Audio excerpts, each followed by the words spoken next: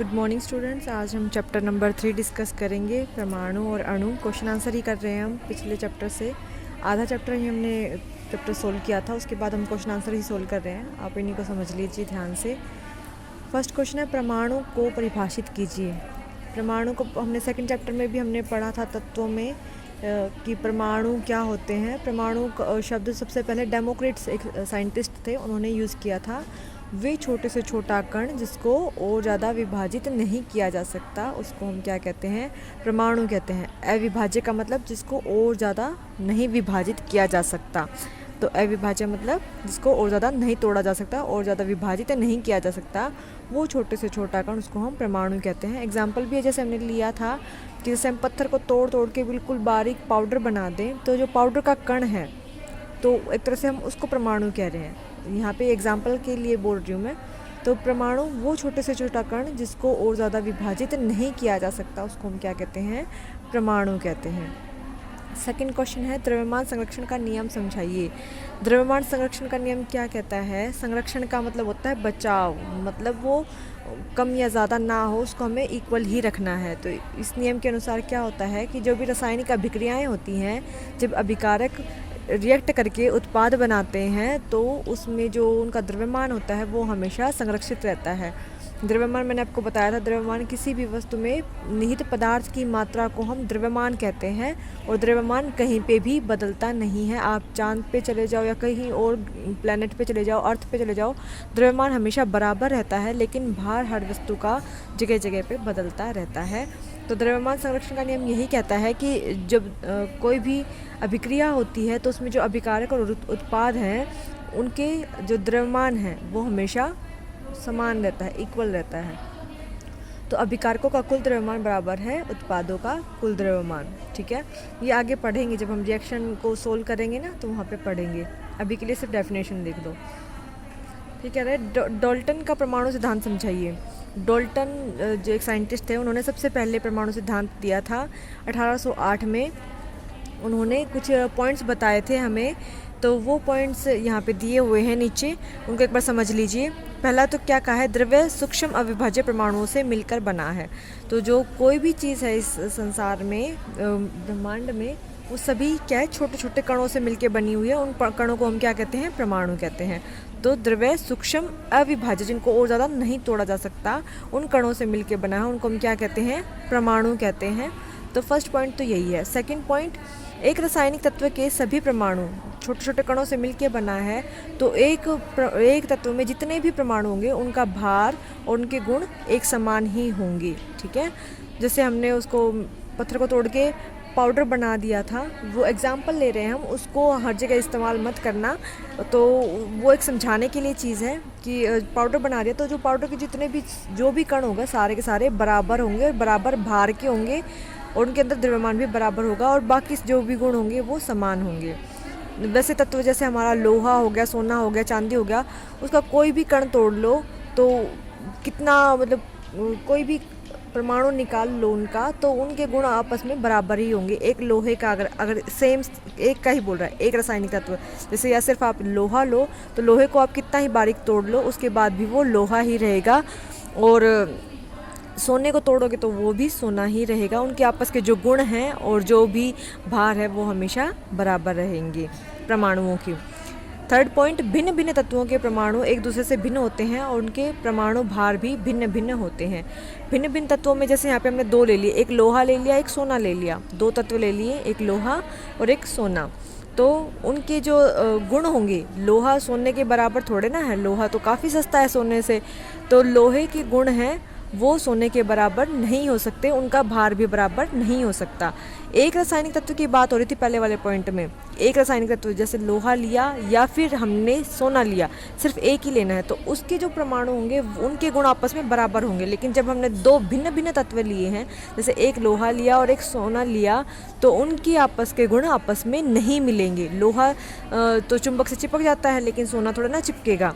और ऐसे ही लोहा काफ़ी सस्ता होता है बजाय कि सोने के। तो इस तरह से जो गुण हैं, जो क्वालिटीज़ हैं अलग अलग तत्वों की, वो अलग अलग ही होती हैं, लेकिन एक तत्व के जितने भी परमाणु हैं उनकी सभी गुण हैं वो समान होते हैं। ठीक है। फोर्थ पॉइंट, परमाणु रासायनिक अभिक्रिया में भाग लेते हैं तथा अभिक्रिया में विघटित नहीं होते, अपनी पहचान बनाए रखते हैं। परमाणु हमने पहले ही पढ़ा है, परमाणु सबसे छोटा कण है, उसको तोड़ा ही नहीं जा सकता। तो रासायनिक अभिक्रिया में जब वो भाग लेंगे तो वो और ज़्यादा टूट नहीं सकते, क्योंकि उनको और ज़्यादा तोड़ा जा ही नहीं सकता, उसको हम सबसे छोटा रूप लेके चल रहे हैं।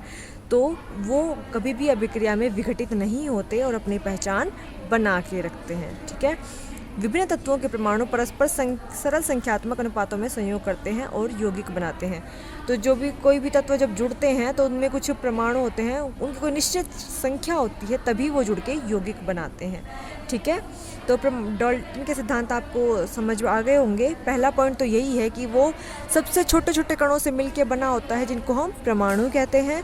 सेकंड पॉइंट क्या कह रहा था कि एक तत्व के परमाणु हैं, उनके भार और उनके गुण समान ही होंगे, लेकिन जब हम दो अलग अलग तत्व लेंगे तो उनके गुण भी अलग अलग हो जाएंगे और उनके भार भी अलग अलग हो जाएंगे। और परमाणु रासायनिक अभिक्रिया में विघटित नहीं होते। क्यों नहीं होते? क्योंकि वो पहले ही हम उसको बहुत छोटा रूप लेके चल रहे हैं, तो और ज़्यादा वो टूट ही नहीं सकते, तो इसलिए वो अपनी पहचान बना के रखते हैं।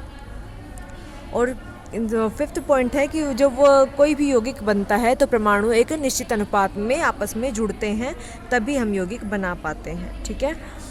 फिर जो परमाणु है, यहाँ तक तो ये डाल्टन ने तो ये बोला था कि परमाणु सबसे छोटा रूप है, लेकिन आगे आगे जैसे हमारे खोजें हुई उसमें और ज़्यादा डीपली हमने पढ़ा तो उसमें ये पता चला कि परमाणु है वो सबसे छोटा नहीं है। परमाणु में परमाणु के अंदर नाभिक होता है, नाभिक के अंदर न्यूट्रॉन और प्रोटॉन होते हैं और उसकी तरफ चारों तरफ इलेक्ट्रॉन चक्कर लगाते हैं। तो यहाँ तक डाल्टन ने ये बोला था कि परमाणु सबसे छोटा रूप है, लेकिन उसके अंदर भी हमारे प्रोटॉन, न्यूट्रॉन और इलेक्ट्रॉन आ गए। तो इसके बाद आगे फोर्थ क्वेश्चन में पूछा गया नाभिक का द्रव्यमान कैसे ज्ञात किया जाता है। नाभिक का द्रव्यमान, कुल द्रव्यमान क्या होगा?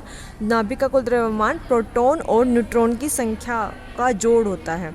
तो आपको पता होना चाहिए प्रोटॉन है वो पॉजिटिव चार्ज होते हैं, मतलब धनात्मक होते हैं, और न्यूट्रॉन होते हैं वो न्यूट्रल होते हैं, उनके ऊपर कोई चार्ज नहीं होता, और इलेक्ट्रॉन के ऊपर नेगेटिव चार्ज होता है। ठीक है। फिफ्थ क्वेश्चन है समस्थानिक क्या होते हैं?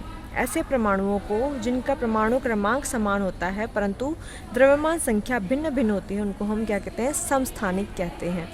जैसे हम एक तरह से ये लगा के चले, जैसे आप लोग क्लास में बैठते हो तो एक बेंच पे, जैसे आप फोर्थ बेंच पे बैठे हो, आपके साथ एक दूसरा बच्चा भी बैठा है, तो आप दोनों समस्थानिक हो, मतलब आप दोनों का स्थान एक ही है, एक ही बेंच पे बैठे हो। आप फर्स्ट पे बैठे हो या फिफ्थ पे बैठे हो, आप दोनों बच्चे जब भी बैठते हो आप साथ में बैठते हो, लेकिन आप दोनों के परमाणु भार, द्रव्यमान हैं वो अलग अलग हैं। आप दोनों के जो भार हैं, द्रव्यमान है जो आपके अंदर, वो अलग अलग हैं। समस्थानिक क्या होते हैं? जिनका परमाणु क्रमांक समान होता है।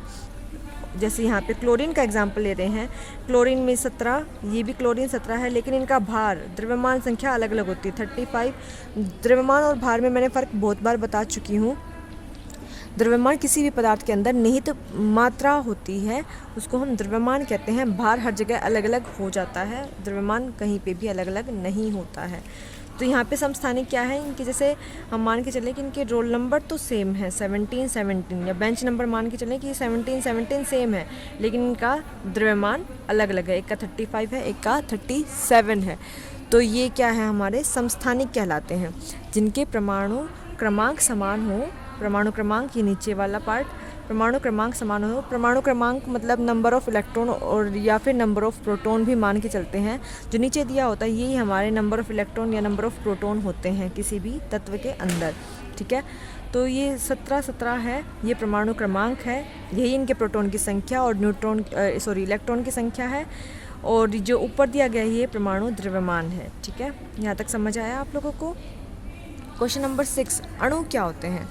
परमाणु सबसे छोटा कण माना था डाल्टन ने कि सबसे छोटा कण है जिसको और ज़्यादा नहीं तोड़ा जा सकता, लेकिन अणु वो छोटे से छोटा कण है जो स्वतंत्र रूप से पाया जाता है। परमाणु को हम देख नहीं सकते, परमाणु बहुत छोटा कण हो जाता है, उसको हम देख नहीं सकते, लेकिन अणु है वो सूक्ष्म कण जो स्वतंत्र रूप से पाया जाता है, उसको हम अणु कहते हैं। अणु क्या कहता है? दो या दो से अधिक परमाणु से मिलकर बने होते हैं। अणु पदार्थ या यौगिक का एक सूक्ष्मतम कण है जो किसी भी सामान्य परिस्थिति में स्वतंत्र अवस्था में रह सकता है। ठीक है। ये स्वतंत्र अवस्था में पाया जाता है, उसको हम क्या कहते हैं? अणु कहते हैं। एक अणु में पदार्थ के सभी गुण उपस्थित होते हैं। कोई भी अणु होगा उसमें जो पूरा पदार्थ होगा उसके सारे गुण उपस्थित होते हैं। जैसे एग्जाम्पल के लिए H2, N2, F2, Cl2 ये सारे क्या हैं, अणुओं के उदाहरण हैं। अब अणुओं का द्रव्यमान उदाहरण द्वारा ज्ञात करके बताइए। आणविक द्रव्यमान जब बोलते हैं अणुओं का द्रव्यमान ज्ञात करना, इसके लिए आपको एक टेबल याद करनी होगी जो आपकी आगे दी हुई है, मैं भेज दूंगी आपके पास उसकी भी फ़ोटो। तब तक आप इसमें से सुनिए एक बार। आणविक द्रव्यमान उस अणु में उपस्थित सभी परमाणुओं के परमाणु द्रव्यमान का योग होता है। जैसे हमने कार्बन डाइऑक्साइड लिया तो कार्बन और ऑक्सीजन, कार्बन कितने यूज़ हुए हैं, एक ही कार्बन यूज़ हुआ है तो एक, और इसका द्रव्यमान कार्बन का कितना होता है, 12 यूनिट। आणविक द्रव्यमान की जब हम बात करते हैं तो हम यहाँ पे U लगाते हैं, और जब यहाँ पे हम मोलर द्रव्यमान की बात करते हैं तो पर मोल लगा देते हैं, ठीक है। तो इस चीज़ का आपको ध्यान रखना है। तो कार्बन सिर्फ इस यूनिट से ही हमारा क्वेश्चन गलत हो सकता है। तो कार्बन 1 है तो 1 गुणा 12 यूनिट, तो यहाँ पे 12 यूनिट ये आ गया है कार्बन का आणविक द्रव्यमान।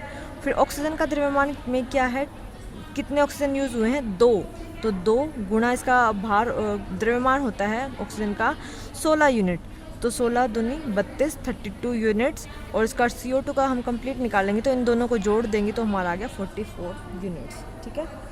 तो ये है हमारा आणविक द्रव्यमान। जब आणविक द्रव्यमान में क्या होता है, जो भी हमारे तत्व यूज़ हुए हैं, इस्तेमाल हुए हैं, उन तत्वों के अलग अलग द्रव्यमान को हम जोड़ देते हैं तो उसका आणविक द्रव्यमान आ जाता है, ठीक है। आज के लिए इतना ही समझिए आप, आगे कल समझाऊंगी।